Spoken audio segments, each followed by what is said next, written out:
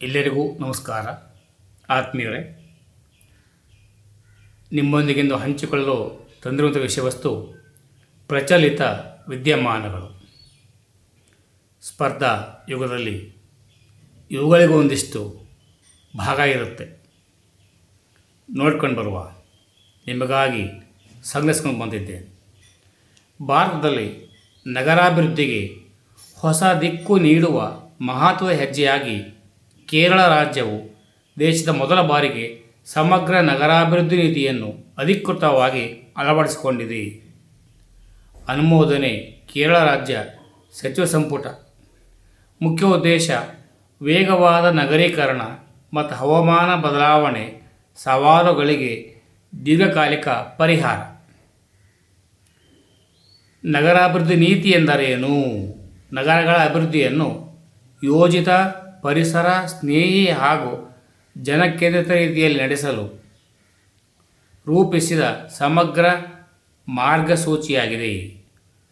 ಮುಂದಿನ 25 ವರ್ಷಗಳ ನಗರಾಭಿವೃದ್ಧಿ ದೃಷ್ಟಿಕೋನ ಒದಗಿಸುತ್ತದೆ. ನವದೆಹಲಿಯಲ್ಲಿ ನಡೆದ ಇಂಡಿಯಾ AI ಇಂಪ್ಯಾಕ್ಟ್ ಸಮ್ಮಿಟ್ 2026 ಸಮ್ಮೇಳನದ 3 ಮಾರ್ಗದರ್ಶಕ ಸೂತ್ರಗಳು: ಜನರು, ಭೂಮಿ ಮತ್ತು ಪ್ರಗತಿ. ಇಂಡಿಯಾ AI ಇಂಪ್ಯಾಕ್ಟ್ ಸಮ್ಮಿಟ್ 26 ಭಾರತದಲ್ಲಿ ನಡೆದ ಪ್ರಮುಖ ಕೃತಕ ಬುದ್ಧಿಮತ್ತೆ AI ಸಮ್ಮೇಳನವಾಗಿದೆ. ಇದು 2026 ಫೆಬ್ರವರಿ 16ರಿಂದ 20ರವರೆಗೆ ನಡೆಯಿತು. ಸ್ಥಳ: ಭಾರತ್ ಮಂಟಪಂ, ನವದೆಹಲಿ. ಈ ಸಮ್ಮೇಳನವು ಮಾನವ ಕೇಂದ್ರಿತ ಅಭಿವೃದ್ಧಿ ಹಾಗೂ ಸಮಾವೇಶಿತ ಪ್ರಗತಿಗಾಗಿ AI ತಂತ್ರಜ್ಞಾನ ಬಳಕೆಯನ್ನು ಉತ್ತೇಜಿಸುವ ಗುರಿಯಿಟ್ಟುಕೊಂಡಿದೆ. ಇದರ ಧ್ಯೇಯವಾಕ್ಯ ಏನಂದರೆ ಸರ್ವಜನ ಹಿತಾಯ ಸರ್ವಜನ ಸುಖಾಯ. ಸರ್ವಜನ ಹಿತಾಯ ಸರ್ವಜನ ಸುಖಾಯ ಅಂದರೆ ಎಲ್ಲರ ಕಲ್ಯಾಣ, ಎಲ್ಲರ ಸಂತೋಷ. Welfare for all, happiness for all.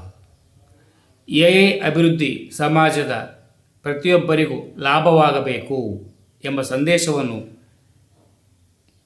ಈ ಧ್ಯೇಯವಾಕ್ಯ ನೀಡುತ್ತದೆ.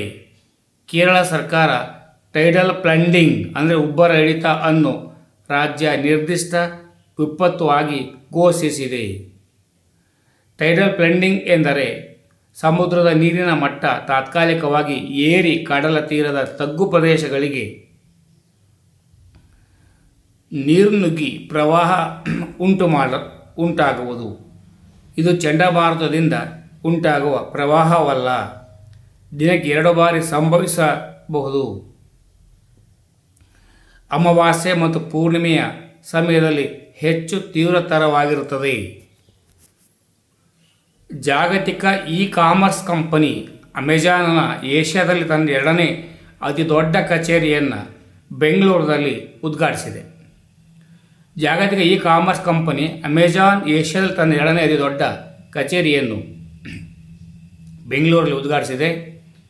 ಈ ಕ್ಯಾಂಪಸ್ ಸುಮಾರು 1.1 ಮಿಲಿಯನ್ ಚದರ ಅಡಿ ವಿಸ್ತೀರ್ಣ ಹೊಂದಿದ್ದು 12 ಅಂತಸ್ತುಗಳ ಕಟ್ಟಡವಾಗಿದೆ ಮತ್ತು 7,000ಕ್ಕೂ ಹೆಚ್ಚು ಉದ್ಯೋಗಿಗಳಿಗೆ ಕಾರ್ಯನಿರ್ವಹಿಸುವ ಅವಕಾಶ ಒದಗಿಸಿದೆ.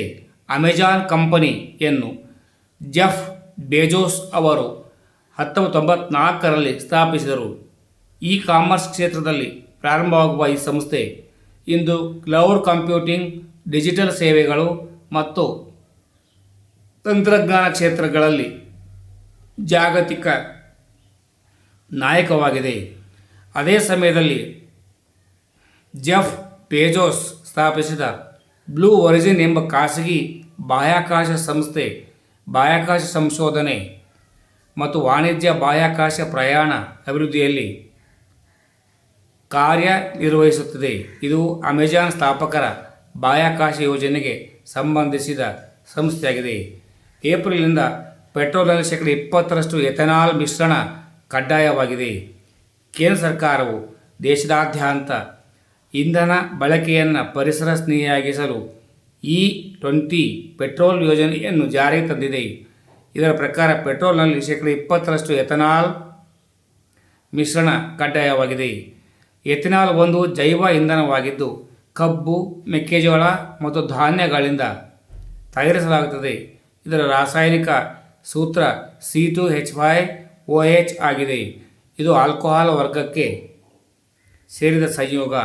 ಈ ಯೋಜನೆಯ ಮುಖ್ಯ ಉದ್ದೇಶಗಳು ಈ ಕೆಳಕಂಡಂತಿವೆ: ವಾಯು ಮಾಲಿನ್ಯ ಕಡಿಮೆ ಮಾಡುವುದು, ಕಚ್ಚಾ ತೈಲ ಆಮದು ಮಾಡಿಕೊಡುವುದು, ರೈತರ ಆದಾಯ ಹೆಚ್ಚಿಸುವುದು, ಸ್ವದೇಶಿ ಜೈವ ಇಂಧನ ಬಳಕೆ ಹೆಚ್ಚಿಸುವುದಾಗಿದೆ.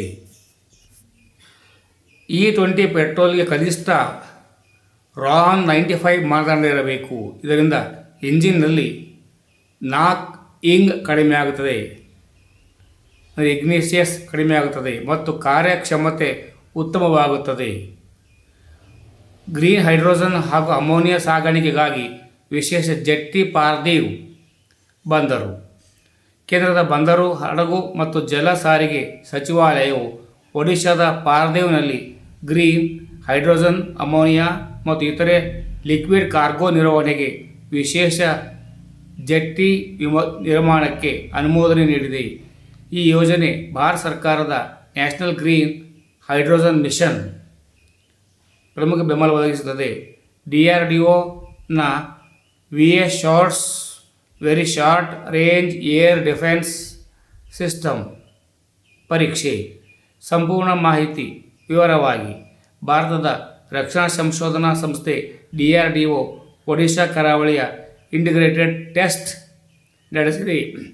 Very short range air defence missile system ಭೂಮಿಯಿಂದ ಹಾರಿಸುವ ಮ್ಯಾನ್ ಪೋರ್ಟೇಬಲ್ ಕ್ಷಿಪಣಿ, ಶತ್ರು ವಿಮಾನ, ಹೆಲಿಕಾಪ್ಟರ್ ಹಾಗೂ ಡ್ರೋನ್ ನಾಶಪಡಿಸಲು ಉಪಯೋಗ, ತ್ವರಿತ ಪ್ರಕ್ರಿಯೆಯ ವಾಯು ರಕ್ಷಣಾ ವ್ಯವಸ್ಥೆ. DRDO ಬಗ್ಗೆ ಮಾಹಿತಿ 1958 ಇದರ ಸ್ಥಾಪನೆ.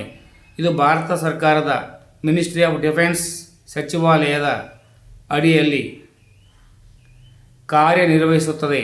ರಕ್ಷಣಾ ತಂತ್ರಜ್ಞಾನ, ಸಂಶೋಧನೆ ಮತ್ತು ಅಭಿವೃದ್ಧಿಗೆ ಪ್ರಮುಖ ಸಂಸ್ಥೆ. ಪ್ರಸ್ತುತ DRDO ಅಧ್ಯಕ್ಷ ಸಮೀರ್ ವಿ ಕಾಮತ್. ಧನ್ಯವಾದಗಳು. ಇದರ ಮುಂದಿನ ವಿಷಯವನ್ನು ಮುಂದಿನ ವಿಡಿಯೋದಲ್ಲಿ ನಿಮಗೆ ತರ್ತಾ ಇದ್ದೇನೆ. ಇನ್ನು ಉನ್ನತ ವಿಷಯಗಳನ್ನು ಬರ್ತಾ ಇದ್ದೇನೆ. ಯಾರೆಲ್ಲ ಸಬ್ಸ್ಕ್ರೈಬ್ ಮಾಡ್ಕೊಳ್ಳಿ. ನನ್ನ ಧ್ವನಿಗೆ ಬೆಂಬಲ ಸೂಚಿಸಿ. ಜೈ ಹಿಂದ್, ಜೈ ಕರ್ನಾಟಕ, ಜೈ ಭಾರತ್ ಮಾತೆ, ಸರ್ವೇ ಜನೋ ಸುಖಿನೋ ಭವಂತು.